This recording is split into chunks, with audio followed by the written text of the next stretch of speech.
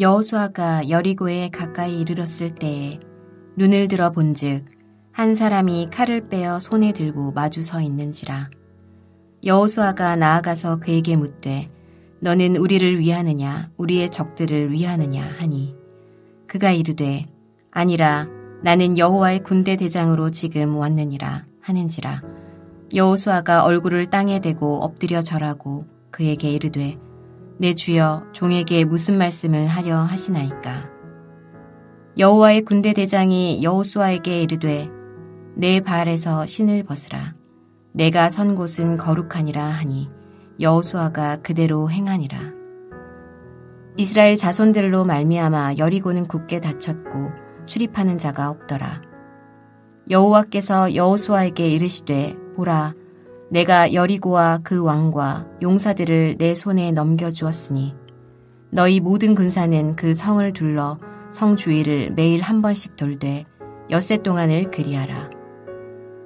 제사장 7은 7 양각 나팔을 잡고 언약궤 앞에서 나아갈 것이요 7째 날에는 그 성을 7번 돌며 그 제사장들은 나팔을 불 것이며 제사장들이 양각 나팔을 길게 불어 그 나팔 소리가 너희에게 들릴 때에는 백성은 다 큰 소리로 외쳐 부를 것이라.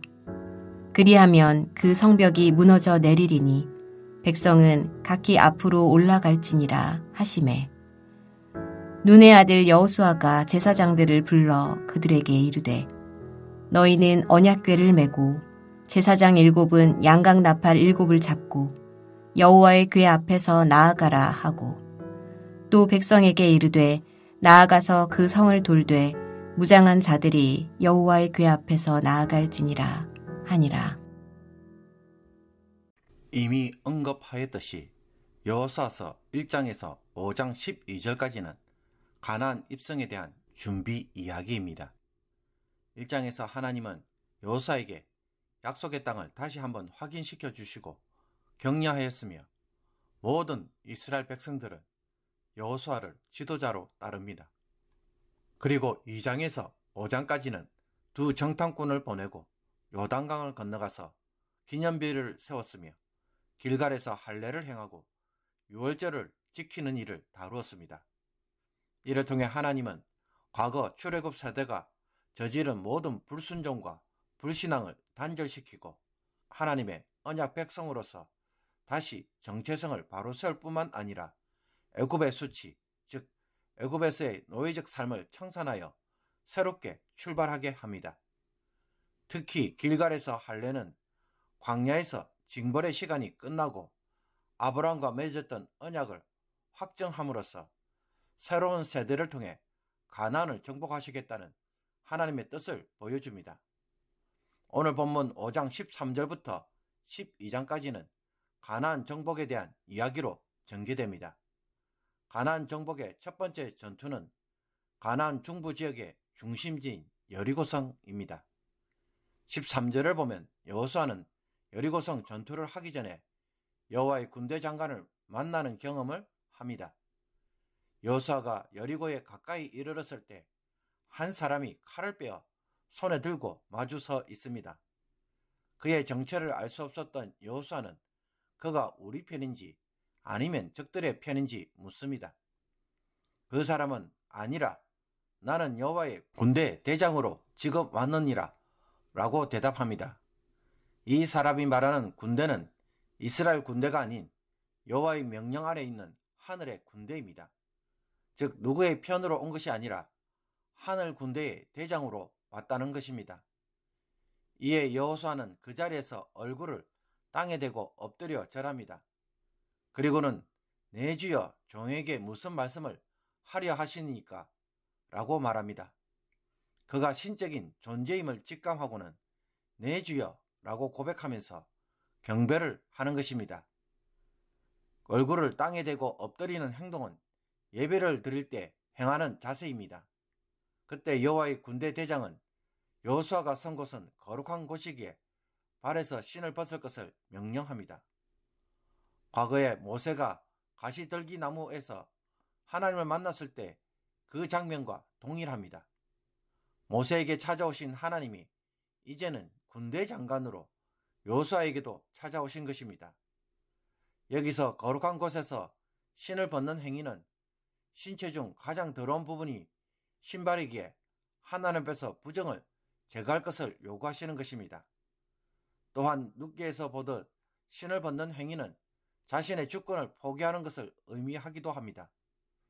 룻의 친척이 신을 벗어 던져버림으로 기업물을 특권을 포기하였기 때문입니다. 따라서 신을 벗는 행위는 하나님께 경의를 표현하고 순종하라는 뜻을 담고 있다고 볼 수 있습니다. 이제부터 펼쳐질 가나안 전투는 여호수아가 주도하는 전쟁이 아니라 하나님의 종으로서 구별된 여호수아가 순종해야 할 전쟁이라는 것을 보여줍니다.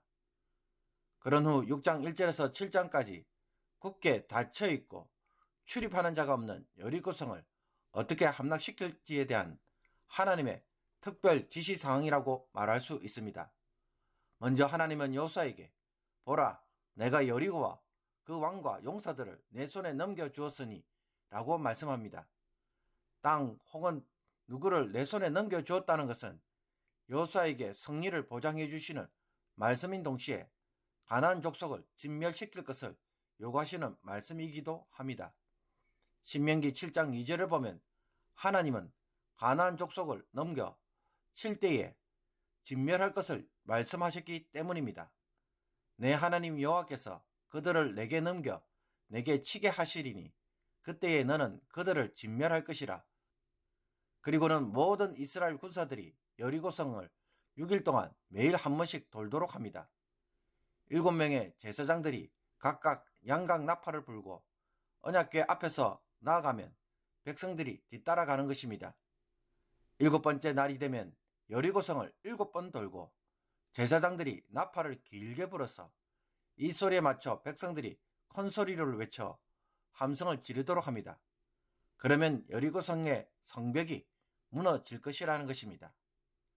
하나님의 지시를 들은 여호수아는 제사장을 불러 해야 할 일을 전달하고 백성들에게는 무장한 자들이 여호와 궤 앞에서 앞장서서 나가도록 합니다. 여기서 무장한 자들은 누구일까요? 요단 동편의 세 지파들이라고 말할 수 있습니다. 1장 14절에서 너희 모든 용사들은 무장하고 너희 형제보다 앞서 건너가서 그들을 돕되 라고 여호수아가 명령하였기에 이들이 앞장서서 나가고 그 뒤에 제사장 7이 따르며 언약궤와 백성들이 따라가는 행렬이었을 것입니다. 그러므로 여리고성 전투를 앞두고 등장하는 것들에 대하여 자세히 주목해 보십시오.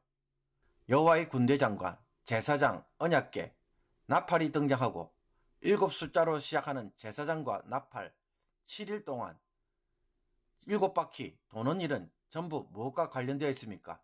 하나님의 창조와 예배에 관련된 것들입니다.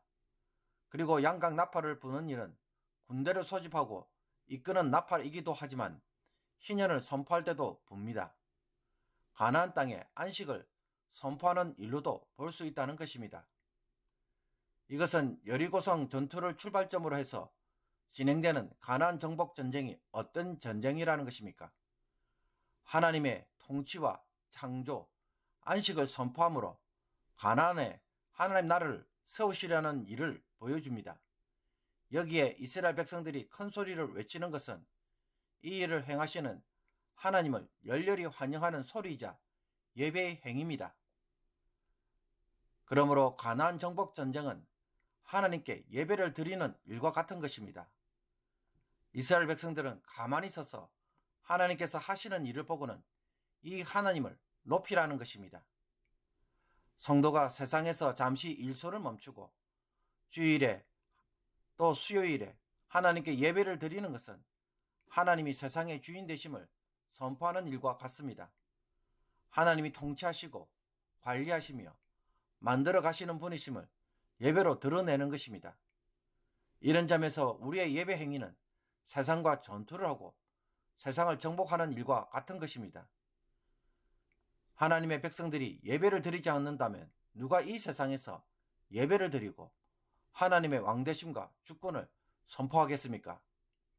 이런 백성들이 점점 많아지고 예배에 나오는 자들이 많을 때 세상도 정복되어져 가는 것입니다. 그러므로 교회 예배에 신실한 자들이 되기를 원합니다.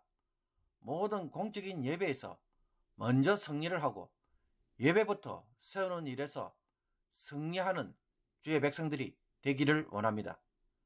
그리고 여호수아는 여호와의 군대 대장에게 아군인지 적군인지 물었을 때 주어진 대답은 아니라고 하면서 나는 여호와의 군대 대장이라는 답변이었습니다.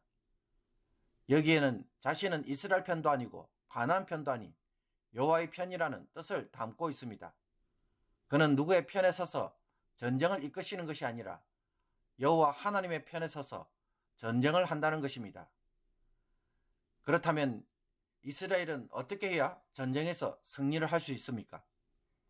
이스라엘이 하나님 편에 선다면 그는 하나님의 전쟁에서 승리하는 자가 되지만 반대로 하나님 편에 서지 않고 불순종하게 되면 여호와의 군대 대장의 적으로 얼마든지 설 수 있다는 것입니다. 실제로 이스라엘이 하나님 편에 서지 않고 불순종했을 때에 어떤 일들이 일어났습니까? 그들은 아이성 전투에서 패배하였습니다.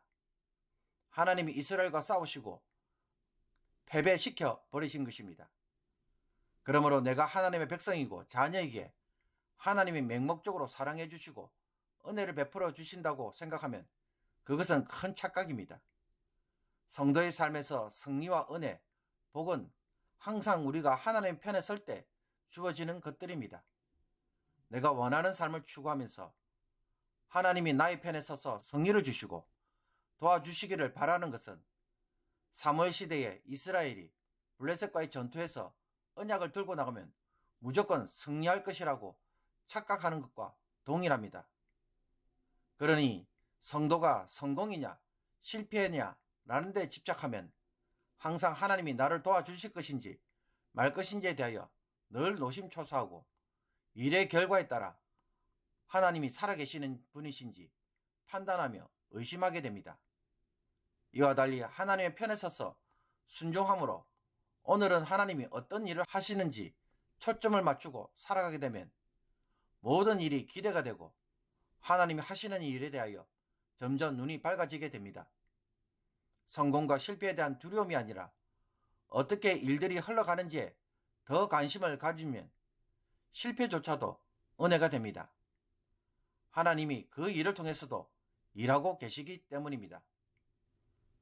생각해 보십시오. 예수님이 십자가에서 못 박혀 죽으실 때 제자들은 실패라고 판단했습니다. 그러나 하나님은 그 일을 통해 구원 역사를 이루셨습니다. 우리의 생각과 하나님의 생각이 다르고 우리의 일과 하나님의 일이 다른 것입니다. 그러므로 지나치게 성공과 실패에 초점을 맞추고 긴장하며 살아갈 것이 아니라 하나님이 시키는 대로 행함으로 하나님 편에 설 때 하나님이 어떤 일을 어떻게 행하시는지 하나님을 기대하는 마음이 지금 우리 하나님이 우리에게 요구하시는 마음입니다.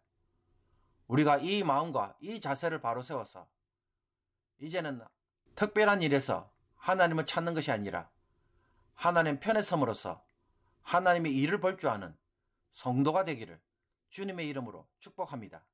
기도드리겠습니다. 우리의 군대 대장이 되시는 하나님, 내가 주도하는 삶이 아니라 하나님이 앞장서시는 승리하는 삶이 되게 하옵소서. 오늘 주신 말씀을 영적 원리와 승리의 비결로 마음에 간직하며 순종함으로 이제는 하나님의 은혜와 복을 누리는 성도가 되게 하옵소서. 하나님이 나를 도와주시는 것이 아니라 내가 하나님 편에 서야 한다는 사실에 굳게 서게 하시며 내가 원하는 것을 얻으려 하기보다는 하나님이 주시고자 하는 것을 받게 하시고 내가 기대하는 성공보다는 하나님이 이루시고자 하는 일을 이루어가는 성도가 되게 하옵소서. 예배를 통해 여리고성이 무너졌듯이 일상의 삶을 예배로 살아갈 수 있도록 우리의 생각을 변화시켜 주시며 생활의 태도를 바꾸게 하여 주옵소서. 예수 그리스도의 이름으로 기도합나이다. 아멘.